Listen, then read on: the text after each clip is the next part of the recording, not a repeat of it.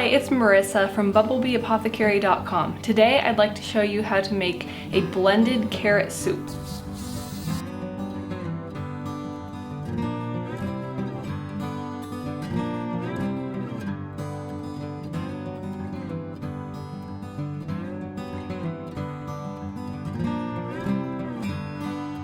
Soup is a really important part of a nutrient-dense diet, especially when it's made with things like bone broth and meat stock. Cooked vegetables are really soothing to a healing digestive system, and when they're blended like this, then they're very easy to digest. So let's jump right into the recipe and I'll show you how easy it is to make this. The knife that I'm using today was sent to me by a company called NBX, so I'm going to use it as I cut up my carrots today. So the first thing that I'm going to do is I'm going to bring some meat stock to a simmer.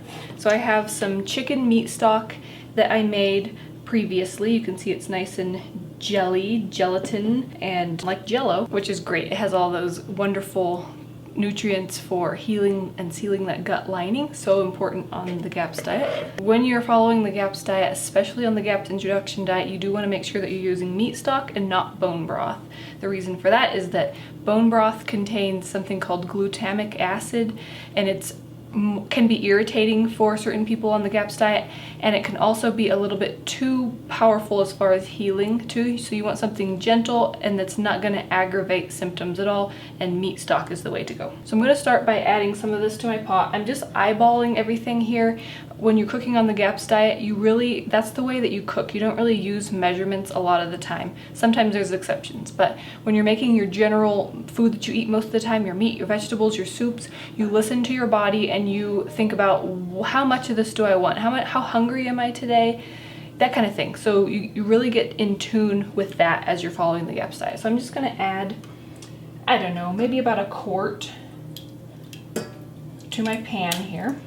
You can see how nice and thick it is. Beautiful.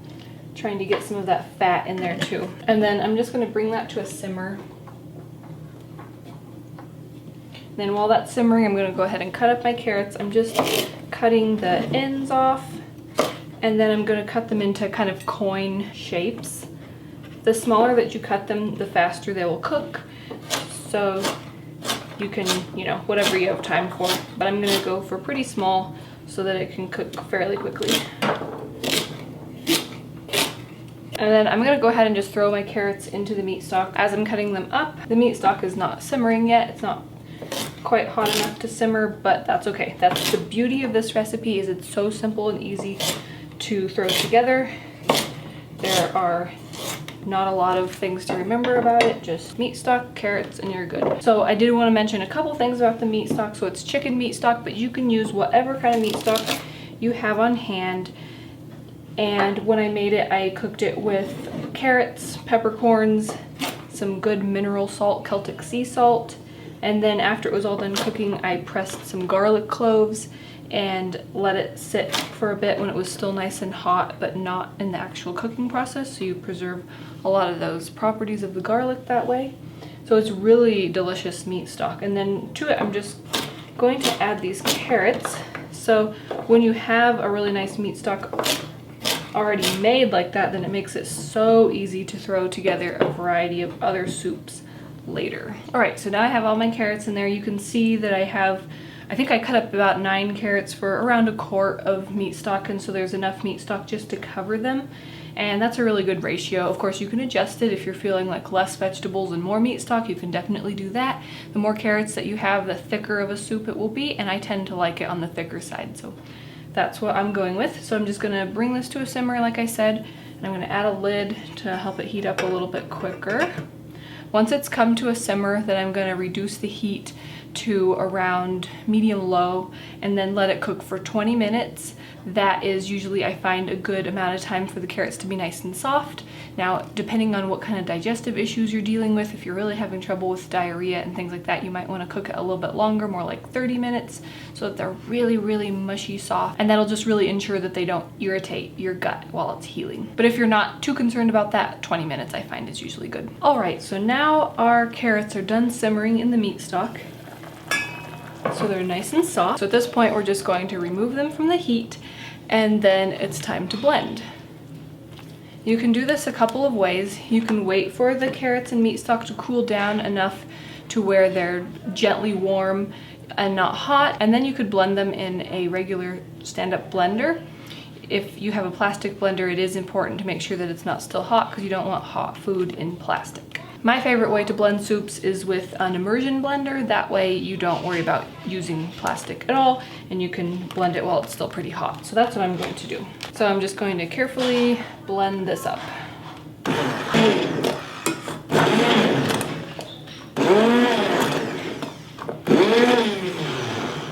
You can blend it as much or as little as you want. I personally like to keep some texture in there so I don't blend it completely smooth, but you can do that if you'd like. The more blended, of course, the easier it will be for your body to digest, but just go with what you think sounds good.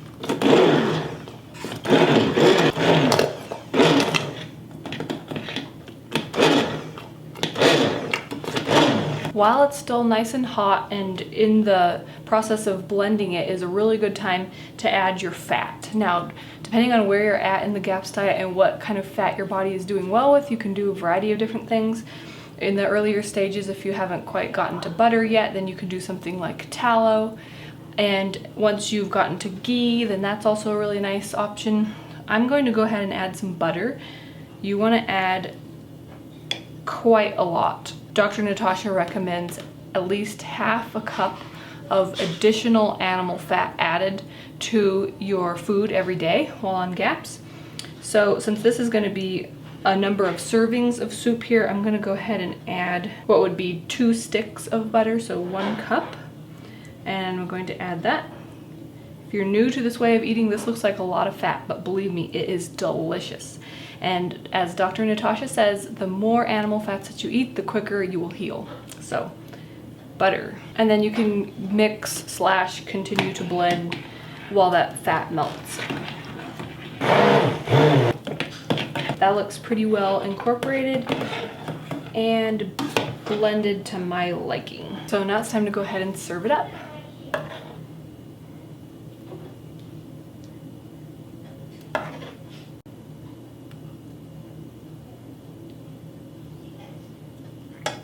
So remember, on GAPS, the things that you want to be having with each meal are your healthy fat, your meat stock, and your probiotic food. My favorite probiotic food to add to this, since we already have the healthy fat and the meat stock here, is some cultured cream. So again, this is going to depend on where you're at in GAPS and what probiotic foods you're doing well with. But this is, like I said, my favorite cultured food or probiotic food to add to this. It's cultured cream, so I have some grass-fed cream that I've cultured with kefir culture. I have a video that shows how to do that, which I'll link below. And I just like to do a nice big blop on the top. You do want to make sure that the soup has cooled enough that it's going to not kill your probiotics when you add it. And there you have it. It is ready to enjoy. I like to kind of swirl it a little bit. I always think that looks fancy. And it's ready to go. So I hope that you enjoy that. It's so easy to put together. It's really delicious. It's a really good way to get meat stock and cooked vegetables and things into kids, I find. Oftentimes, especially the littler kids, will have an easier time eating soups that are blended rather than if there's separate ingredients in meat stock. So I hope that you give it a try and leave me a comment below and let me know how you like it. Like I said, I have a video that shows how to make that cultured cream, which I'll link below, and I also have a video that shows how to make meat stock, which I'll link below. I'll have a link to the blog post with a written recipe card down below if you want to grab that. Although, like I said, it's such an easy, simple recipe. That's the beauty of it.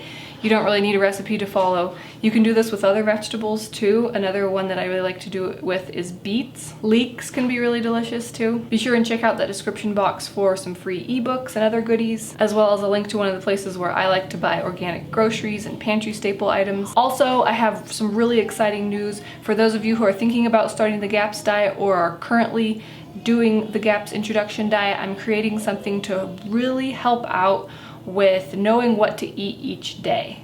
So stay tuned. Make sure that you're signed up for my email list. There will be a link below where you can sign up for that, and that way you'll be the first to know more information and then also when it's released. So stay tuned and watch for that. I'm really excited about it. I think it's going to be really helpful. All right, if you like this video, give it a thumbs up, share it with anybody else who you think might need a really easy GAPS recipe for the introduction diet or full GAPS diet. Here on my channel, I show you how to make nourishing recipes for nutrient-dense food, natural remedies, and DIY skincare and home products. So if those are something that you're interested in and you're new to my channel, please hit that subscribe button. I get out 2 videos every week. Thanks so much for watching. See you next time. Bye.